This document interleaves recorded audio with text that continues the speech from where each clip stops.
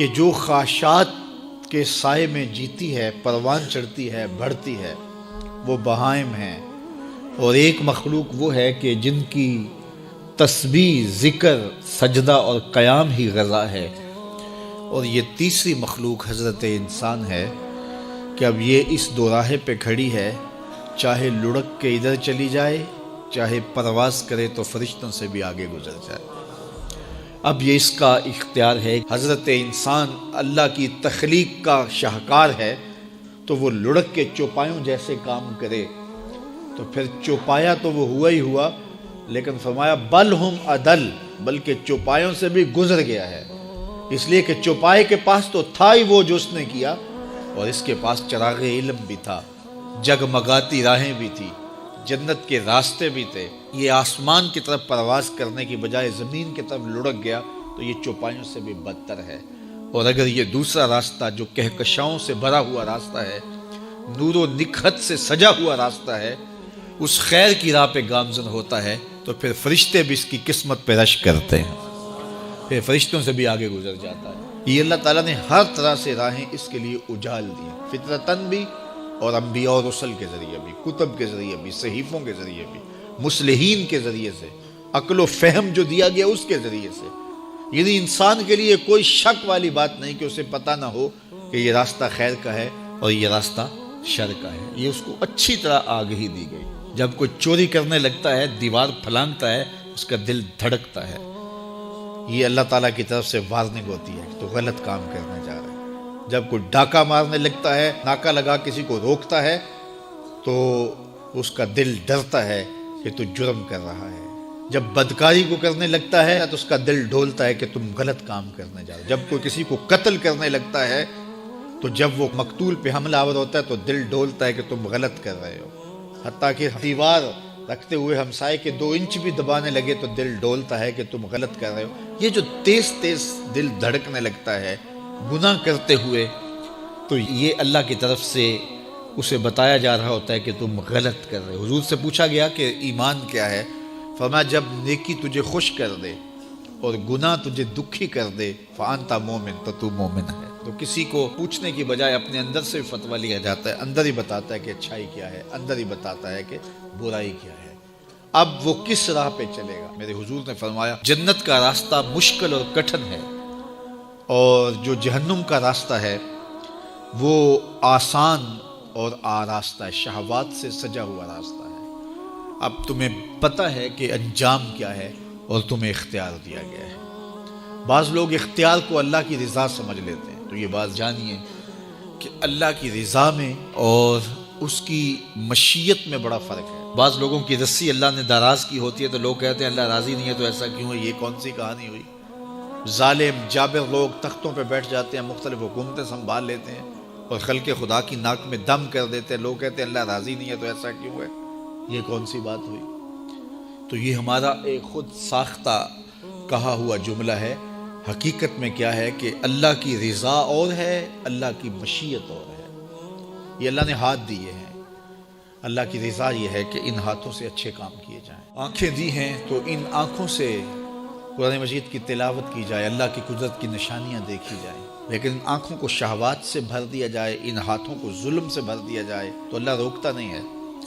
ایسا نہیں ہے کہ بندہ گالی دینے لگے تو زبان ٹیڑھی ہو جائے، ایسا نہیں ہے کہ بری نظر سے آنکھوں کی بینائی کمزور ہو جائے، ایسا نہیں ہے تھپڑ مارنے لگے تو ہاتھ رک جائے، ایسا نہیں ہے کہ وہ مے خانے کی جانب چلنے لگے تو پاؤں کی انگلیاں ٹیڑھی ہو جائیں، چلا نہ جائے، ایسا نہیں ہے۔ یہ اللہ کی مشیت ہے، اس نے قدموں میں طاقت رکھ دی، جدھر جانا چاہے جائے، اس نے اختیار بھی دیا ہے، لیکن یہ اس کا دیا گیا اختیار ہے، یہ اس کی مشیت ہے، لیکن اس کی رضا یہ ہے کہ یہ قدم اٹھیں تو مسجد کی جانب جائیں، یہ قدم اٹھے تو دکھیے کی مدد کے لیے جائیں، رزق حلال کمانے نکلیں، یہ زبان بولے تو قرآن کی تلاوت کرے، یہ لب کھلیں تو احادیث رسول کے نغمے ہوں، خیر خواہی کے کلمات ہوں، مخلوق خدا کی بہتری کی بات ہو۔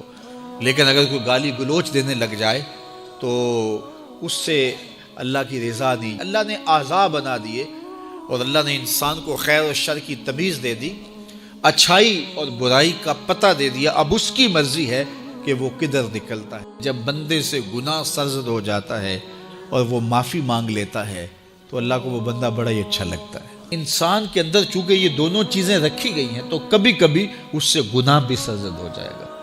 نیکی اس کی عقل، اس کا فہم، اس کا ادراک، شریعت کی رہنمائی، انبیاء کی تعلیمات اسے بتائیں گی کہ وہ نیکی کے راہ پہ چلے، لیکن کبھی کبھی بائیں سمت سے جو خواہشات اور آرزو ہے وہ بھی اس کو گھیر لیں گی اور اچانک اس سے کبھی کوئی گناہ بھی ہو جائے گا۔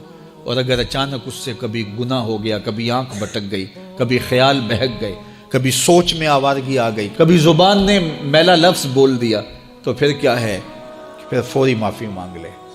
مومن جب گناہ کرتا ہے تو ایسی کیفیت ہوتی ہے جیسے ابھی احد پہاڑ تلے آ گیا ہے، اگر اس نے توبہ نہ کی تو کچل دیا جائے گا۔ اللہ اکبر، تو پھر فوری معافی مانگتا ہے تو یہ اللہ کو بڑا ہی اچھا لگتا ہے۔ اللہ کہتا ہے فرشتوں سے کہ دیکھو میرا بندہ آخر میری دہلیز پہ آیا نا، تم گواہ ہو جو میں نے اس کے سارے گناہ معاف کر دیے۔ تو گناہ کے بعد جو شرمندگی ہے، دیکھیے ایک اور جملہ کہتا ہوں، نیکی کرنے کے بعد جو تکبر پیدا ہوتا ہے، میں بڑی نیکی کر لی ہے، اور باقیوں کو بندہ حقیر سمجھنے لگتا ہے، اور اس سے کوئی غلطی سرزد ہو جائے اس کے بعد شرمندگی ہوتی ہے اور اپنے آپ کو چھوٹا سمجھنے لگتا ہے اور اللہ سے معافی مانگتا ہے، تو اس نیکی کرنے کے بعد وہ جو آپ کے اندر تکبر اور رعونت اور عجب پیدا ہوا، اس سے کہیں بہتر ہے کہ آپ سے اگر کوئی خطا سرزد ہوئی تھی تو اس سے آپ کے اندر عجز اور توبہ کا جذبہ پیدا ہوا۔ اور اللہ کو یہ بڑا پسند ہے کہ کوئی بندہ، چونکہ ممکن ہی نہیں ہے کہ جب انسان ہے اس کے اندر یہ خواہشات رکھی ہیں تو کبھی اس سے، یہ انبیاء کی ذوات ہیں جو پاک ہیں، باقی کبھی کچھ خطا سرزد ہو جائے گی، اس سے معذرت کر لے۔ آپ نے نام سنا ہوگا ایاس کا، محمود غزنوی کا بڑا محبوب وزیر تھا اور بہت زیادہ بادشاہ اس سے محبت کرتا تھا، تو آیان سلطنت جلتے تھے،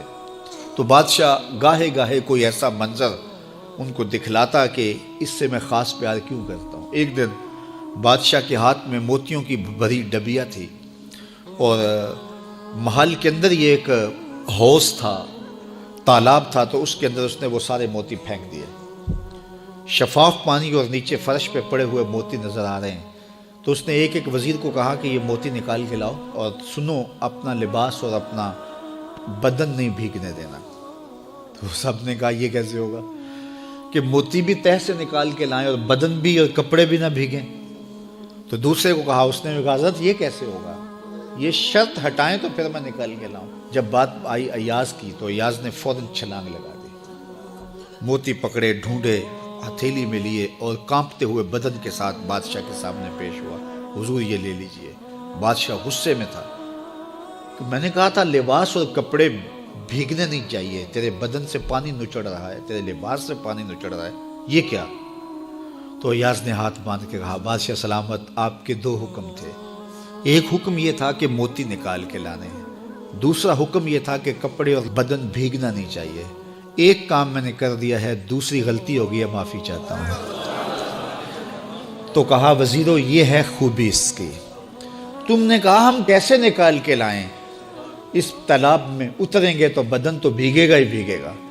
تو کہا جب شہوات دی گئی ہیں، خواہشات رکھی گئی ہیں، آرزویں دیوانی ہیں، اور پھر اس کائنات کے اندر رہ کر کے حضرت انسان کبھی تو اس تالاب کی غلاظت سے اپنے آپ کو بھر ہی دے گا، تو پھر کمال کیا ہے کہ نیکی کے پھول پیش کر دے، سجدے کے موتی پیش کر دے، رکوع اور قیام کے موتی پیش کر دے، ہمدردی انسانیت کے ساتھ پیار کے موتی پیش کر دے، سارے موتی پیش کرے، پھر مالک کا جلال کہ تیرے کپڑے کیوں بھیگے، یہ گناہ کیوں کیا، یہ گناہ کیوں کیا، ہاتھ جوڑ کے کہے مالک اس کی معافی مانگ، تو اللہ تعالیٰ پچھلے گناہ نہ صرف معاف کرتا ہے بلکہ ان گناہوں کو نیکیوں میں تبدیل کرتا ہے۔